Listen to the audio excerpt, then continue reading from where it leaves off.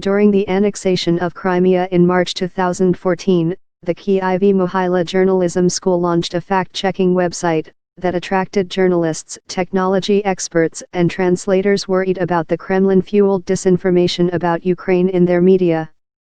StopFake has grown into a Snopes-type website that debunks Russian lies and propaganda in 11 languages. Ukraine declared its independence from the USSR in 1991, but its location between Russia and the West all but guaranteed that it would be where Russian and European values and interests clash. Sifting fact from fiction in Russia-Ukraine relations isn't always easy. Earlier this week, the Ukrainian government said it helped dissident Russian journalist Arkady Babchenko fake his own death in an attempt to expose an assassination plot.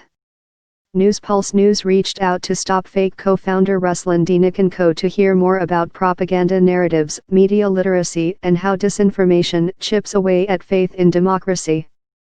Newspulse News: how successful has Russian disinformation been in fomenting distrust of democratic institutions in Ukraine? You said Russian propaganda is not a joke. When the Russian propaganda first started coming through, did people think of it as a joke or did they think it was funny? The StopFake project has grown into an information center for examining many aspects of Kremlin propaganda. Can you comment on its impact on countries in the European Union and former Soviet states? Now we travel a lot and try to share our experience with people from the Baltic states, Moldova, and Eastern European countries. Our message to them is that Russian propaganda might work differently in your country. They can deliver different messages to your audience. And it might not just be Russian propaganda.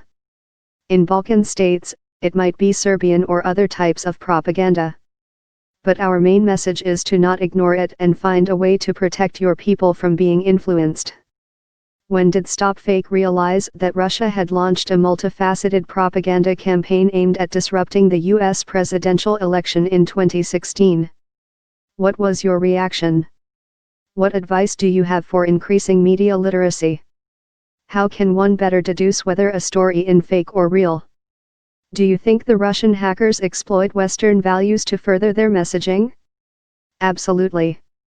I have no doubt that Russia uses every way to reach people, influence them, undermine democracy, and undermine our values.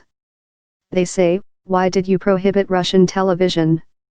This is another opinion. This is another source of information. But in our opinion, and I think we prove it with our website, thousands of stories where we caught them deliberately disseminating disinformation and propaganda. We proved that this is not traditional media. This is not about another opinion. It's about propaganda. The only way we can protect people from being influenced is first of all to avoid it. It's like a disease. It's like comparing a restaurant that serves the best food and one that poisons customers. The next day the regulator will come and close that restaurant. I think regulators must do the same in this context for people who deliberately disseminate fakes and disinformation.